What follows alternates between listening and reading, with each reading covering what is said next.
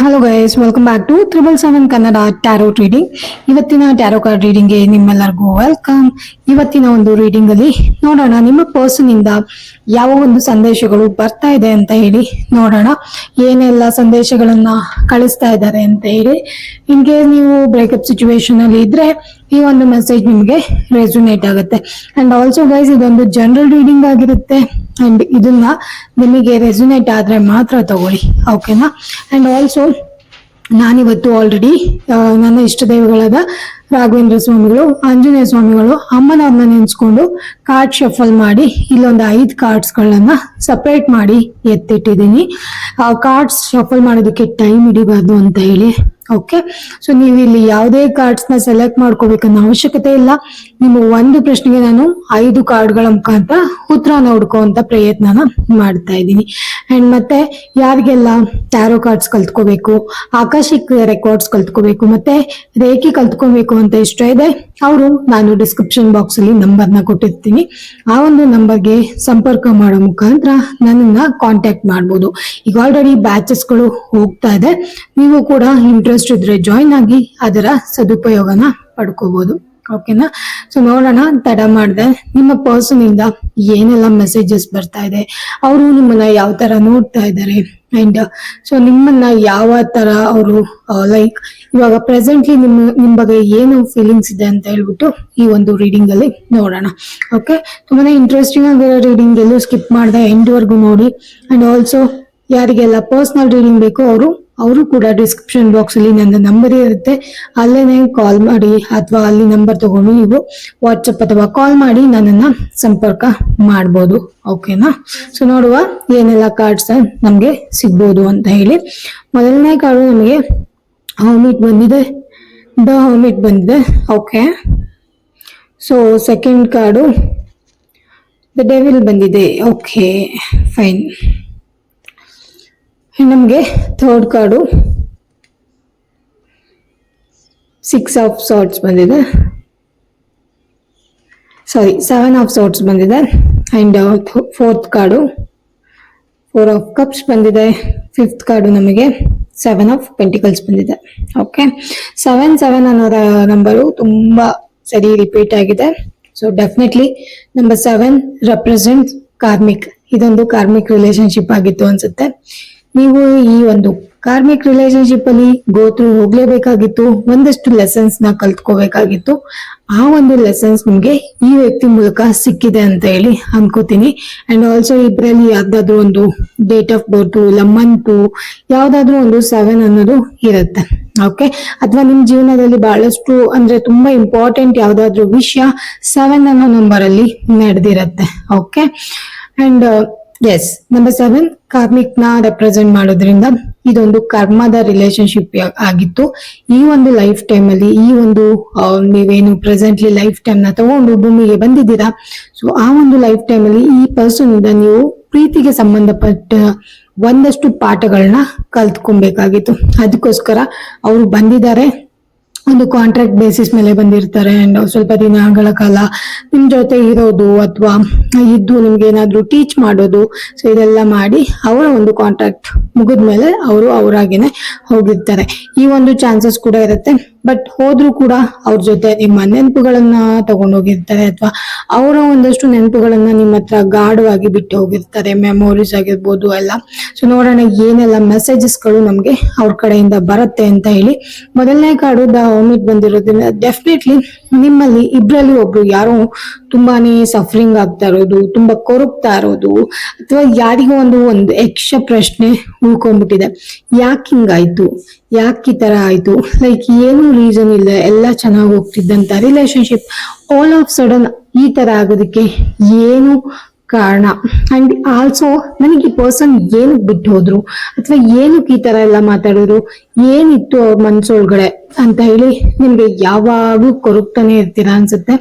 ಐದರ್ ನೀವು ಇಲ್ಲ ಆ ವ್ಯಕ್ತಿ ತುಂಬಾನೇ ಕೊರಗೋ ಅಂತ ಒಂದು ರಿಫ್ಲೆಕ್ಟ್ ಇಲ್ಲಿ ತೋರಿಸ್ತಾ ಇದೆ. ಅಂಡ್ ಆಲ್ಸೋ ಹರ್ಮಿಟ್ ಇನ್ನೊಂದು ಏನ್ ರೆಪ್ರೆಸೆಂಟ್ ಮಾಡುತ್ತೆ ಅಂದ್ರೆ he or she somewhere in the dark place looking for the answer. Okay, ಅವ್ರಿರ್ಬೋದು ಅಥವಾ ನಿಮ್ಮ ಪರ್ಸನ್ ನೀವಿರ್ಬೋದು, ಯಾವುದೋ ಒಂದು ಡಾರ್ಕ್ ಆಗಿರುವಂತ ಜಾಗದಲ್ಲಿ ಇದ್ದೀರಾ ಅಥವಾ ಎಲ್ಲ ಒಂದ್ ಕಡೆ ಇದ್ಕೊಂಡು ನಿಮಗೆ ಆನ್ಸರ್ ಬೇಕು. ಯಾಕೆ ಈ ತರ ಆಯ್ತು, ಯಾಕೆ ಈ ಪರ್ಸನ್ ಈ ತರ ಮಾಡಿದ್ರು, ಏನು ಒಂದು ಸ್ಟ್ರಾಂಗ್ ರೀಸನ್ ಅಂತ ಹೇಳಿ ಬೇಕು. ಅಂಡ್ ಆಲ್ಸೋ ಜಸ್ಟ್ ಲೈಕ್ ನೀವು ಹಂಗೇನೆ ಬಿಡೋ ತರ ಇಲ್ಲ, you want the answer. Okay. And also ಆ ಪರ್ಸನ್ಗೂ ಇರ್ಬೋದು ಆ ಸೈಡ್ ಇಂದ ಯಾಕೆ ಹಿಂಗಾಯ್ತು, ನನಗೇನಕ್ಕೆ ರೀಸನೇ ಇಲ್ದಲೆ ಹಿಂಗಾಯ್ತಲ್ವಾ, ನನಗೆ ಏನ್ ಸ್ಟ್ರಾಂಗ್ ರೀಸನ್ ಇತ್ತು ಬಿಡೋದಕ್ಕೆ, ಸೊ ನಂಗೆ ಆ ರೀಸನ್ ಗೊತ್ತಾಗ್ಬೇಕು ಅಂತ ಹೇಳಿ ಇವನ್ ಆ ಸೈಡ್ ಇಂದನೂ ಕೂಡ ಆ ಪರ್ಸನ್ ಕೂಡ ಆನ್ಸರ್ಗೋಸ್ಕರ ಹುಡುಕ್ತಾ ಇರುವಂತದ್ದು, ಅಥವಾ ನನ್ನ ಲೈಫಲ್ಲೇ ಏನಕ್ಕೆ ಹಿಂಗಾಯ್ತು ಅನ್ನೋದು ತುಂಬಾನೇ ಕೊರಗ್ತಾ ಇದ್ದಾರೆ.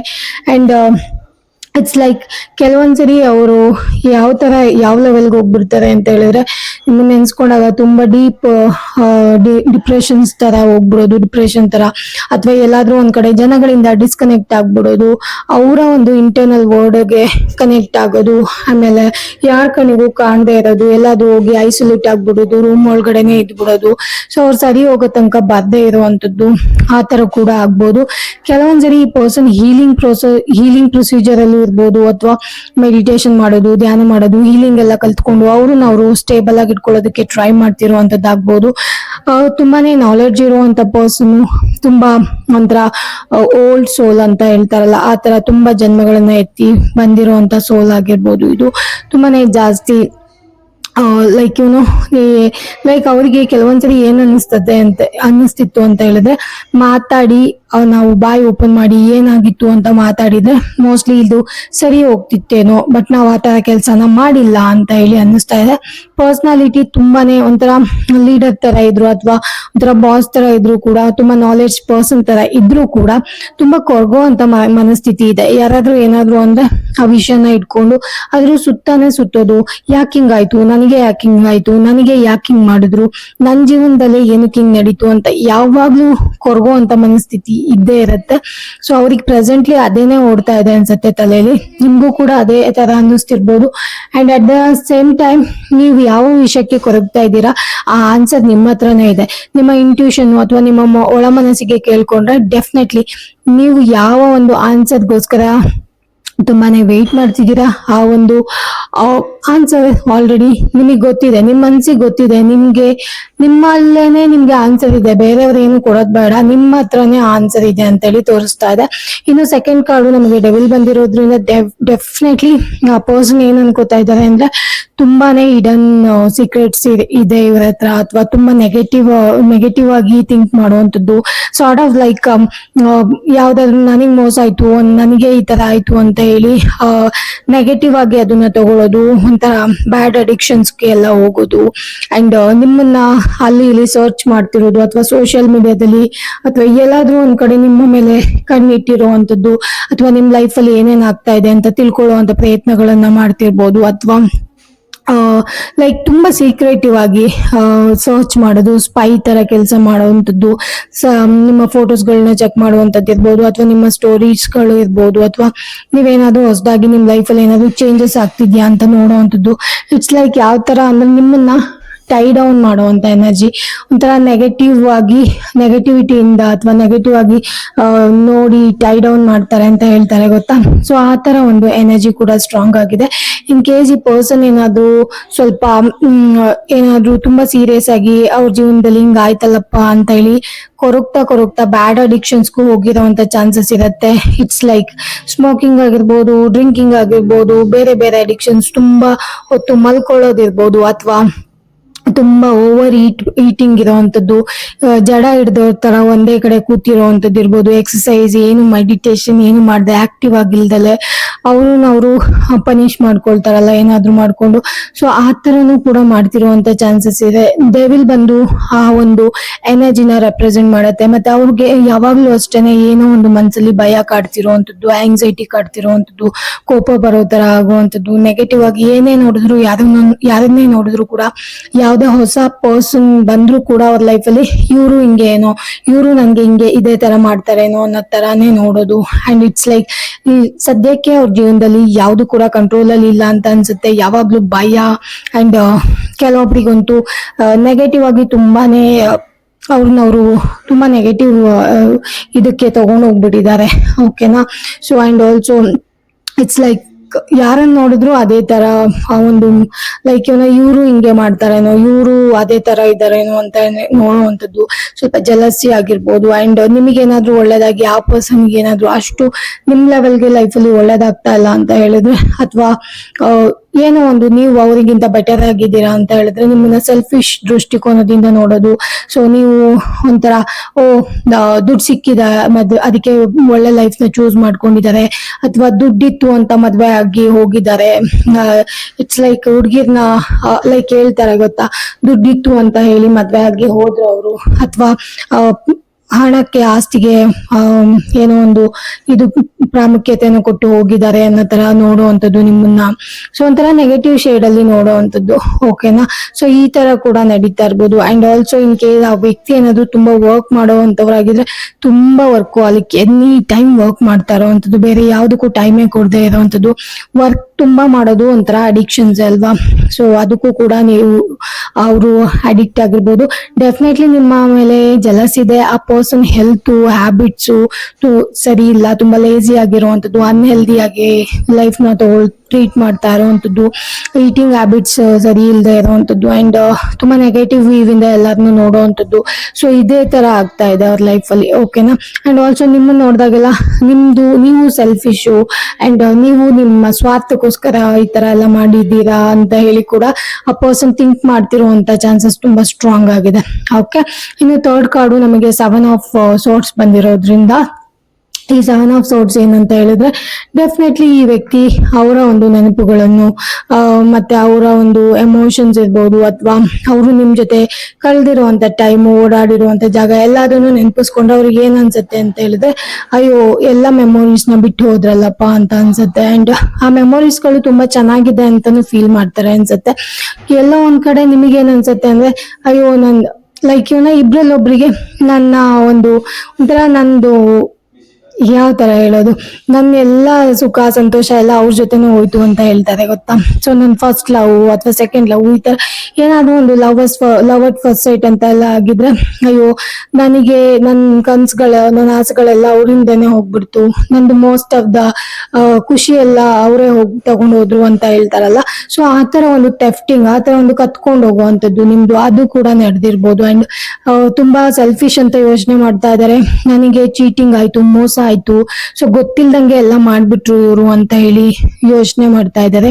ತುಂಬಾ ಜಾಣತನದಿಂದ ನನ್ನ ಜೊತೆ ಮೋಸಗಳು ನಡೆದಿದೆ ಅಂತ ತುಂಬಾ ಬ್ರೈನ್ ನ ಯೂಸ್ ಮಾಡಿದ್ದಾರೆ, ಅವರ ಪವರ್ ನ ಯೂಸ್ ಮಾಡ್ಕೊಂಡಿದ್ದಾರೆ.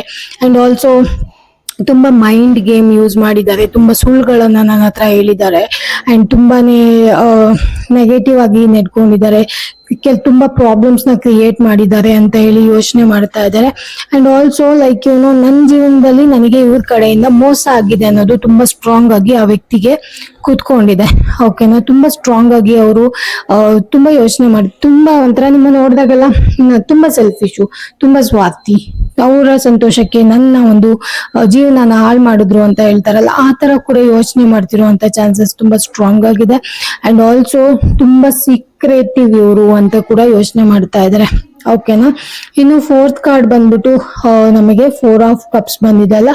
ಈ 4 ಆಫ್ ಕಪ್ಸ್ ನಮಗೆ ಏನ್ ರೆಪ್ರೆಸೆಂಟ್ ಮಾಡುತ್ತೆ ಅಂತ ಹೇಳಿದ್ರೆ, ಡೆಫಿನೆಟ್ಲಿ ಏನೋ ಒಂದು ಮಿಸ್ಸಿಂಗ್, ಲೈಕ್ ತುಂಬಾ ಪಾಸ್ಟ್ ಅಲ್ಲಿ ತುಂಬಾ ಹರ್ಟ್ ಆಗಿರುವಂತದ್ದು, ಒಂಥರ ಇಟ್ಸ್ ಲೈಕ್ ಅವ್ರಿಗೆ ಯಾವುದೇ ಒಂದು ಹೊಸ ವಿಷಯಗಳನ್ನು, ಹೊಸ ವ್ಯಕ್ತಿನ ಎಕ್ಸ್ಪ್ಲೋರ್ ಮಾಡೋದಕ್ಕೆ ಇಷ್ಟ ಇಲ್ಲ, ಯಾವುದೇ ಒಂದು ಹೊಸ ಆಪರ್ಚುನಿಟಿ ಅವ್ರ ಲೈಫ್ ಅಲ್ಲಿ ಯಾರೇ ಬಂದ್ರು ಅವ್ರ ಕಡೆ ಅವ್ರಿಗೆ ಮೂವ್ ಆನ್ ಆಗಕ್ಕೆ ಆಗ್ತಾ ಇಲ್ಲ, not ready to move on ಅನ್ನೋ ತರ ತೋರಿಸ್ತಾ ಇದೆ, ಎಲ್ಲೋ ಸ್ಟಕ್ ಆಗಿರೋ ತರ ತೋರಿಸ್ತಾ ಇದೆ, ಇಂಟ್ರೆಸ್ಟ್ ಇಲ್ಲದೆ ಇರೋದು, ಲಾಕ್ ಆಫ್ ಮೋಟಿವೇಶನ್ ಅಂತ ಹೇಳ್ತಾರೆ, ಅದು ಕೂಡ ತೋರಿಸ್ತಾ ಇದೆ. And also it's like bore ಆಗಿರುವಂತ ಎನರ್ಜಿ, ತುಂಬಾ ರೆಸ್ಟ್ಲೆಸ್ ಆಗಿರುವಂತ ಎನರ್ಜಿ ಈ ತರ ಕಾಣಿಸ್ತಾ ಇದೆ. ಅಂಡ್ ಅವರಿಗೆ ಇಷ್ಟನೇ ಇಲ್ಲ, ಹೊಸದು ಕಡೆ ಹೋಗೋದಕ್ಕೆ ಇಷ್ಟ ಇಲ್ಲ, ಅಥವಾ ಯೂನಿವರ್ಸ್ ಬೇರೆ ಏನು ಆಫರ್ ಮಾಡ್ತಾ ಇದೆ ಅವ್ರ ಲೈಫ್ಗೆ ಅದನ್ನ ತಿಳ್ಕೊಳ್ಳೋದಕ್ಕೆ, ಅದ್ರ ಕಡೆ ಇಂಟ್ರೆಸ್ಟ್ ತೋರ್ಸೋದಕ್ಕೆ ಅವ್ರಿಗೆ ಇಷ್ಟ ಆಗ್ತಾ ಇಲ್ಲ.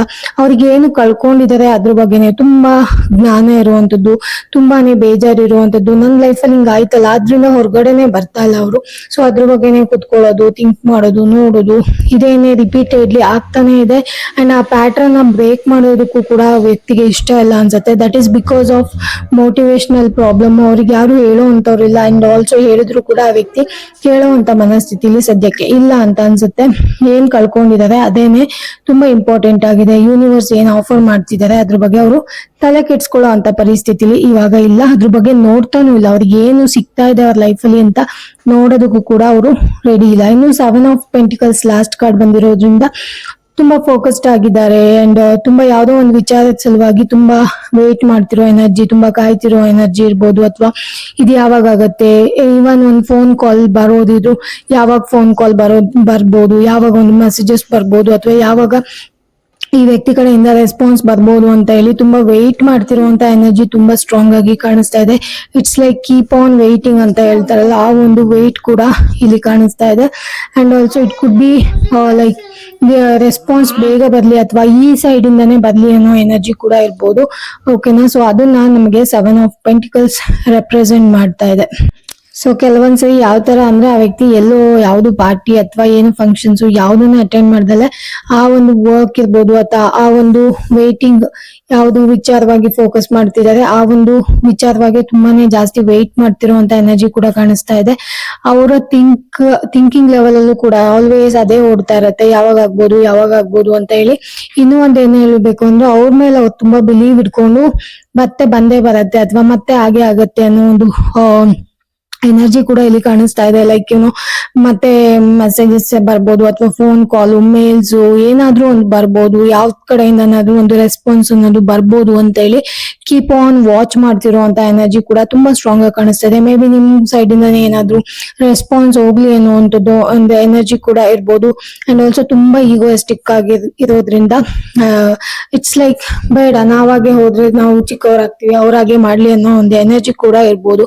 ಓಕೆನಾ, ಸೊ ಗೈಸ್ ವೇಟ್ ಮಾಡ್ತಿರೋ ಎನರ್ಜಿ ತುಂಬಾ ಸ್ಟ್ರಾಂಗ್ ಆಗಿ ಕಾಣಿಸ್ತಾ ಇದೆ. ಅಟ್ ದ ಸೇಮ್ ಟೈಮ್ ತುಂಬಾನೇ ನೆಗೆಟಿವ್ ಎನರ್ಜಿಗಳು ಏನೇನಾಗಿದೆ ಎಲ್ಲಾದ್ರ ಬಗ್ಗೆನೂ ಥಿಂಕ್ ಮಾಡ್ತಾ ಇದಾರೆ. ನನ್ಗೆ ಮೋಸ ಆಗಿದೆ ಅದು ಇದು ಅಂತೆಲ್ಲ ಥಿಂಕ್ ಮಾಡ್ತಾ ಇದಾರೆ.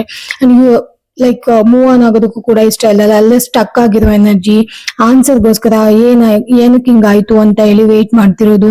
ಅಟ್ ದ ಸೇಮ್ ಟೈಮ್ ತುಂಬಾ ನೆಗೆಟಿವ್ ಅಡಿಕ್ಷನ್ಸ್ ಗಳಿಗೆ ಹೋಗಿರುವಂತದ್ದು. ಸೊ ಈ ಎನರ್ಜೀಸ್ ಎಲ್ಲ ಕಾಣಿಸ್ತಾ ಇದೆ.